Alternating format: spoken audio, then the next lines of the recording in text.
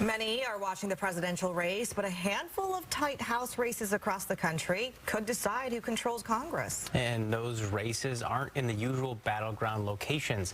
Kaylee Schuyler is joining us live from Tarrytown, New York. Kaylee, this congressional district just north of New York City is considered one of the most competitive. That is exactly right, Hannah and Matthew. Many people don't typically think of this part of New York as a swing area. We're just about 15 miles up the road from New York City, but this year a few seats in the Empire State are crucial for either party. Right here could very well determine whether Republicans or Democrats control the House. I'm a Democrat, but I have voted Republican in the past. But this year, it's about just not allowing a man like Donald Trump to get near the White House. I think the Democrats failed.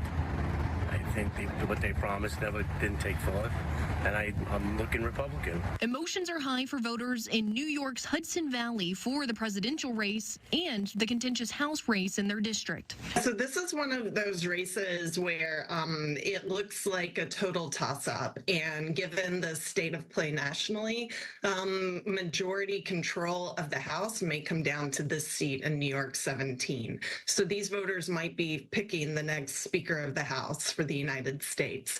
It's an essential race. The New York 17 race is one of three in the Empire State that can tip the House left or right. Congressman Mike Lawler, a first-term Republican, is in a competitive re-election bid against former Democratic Congressman Mondaire Jones. Lawler, in my view, has run a pretty flawless campaign. He's the incumbent, which gives him automatically an advantage. He's governed as a moderate, which is consistent with the district. On the other hand, Jones, for him, the best thing he can do is talk about abortion and talk about control of the House and talk about having a majority House that can be a check on a potential President Trump.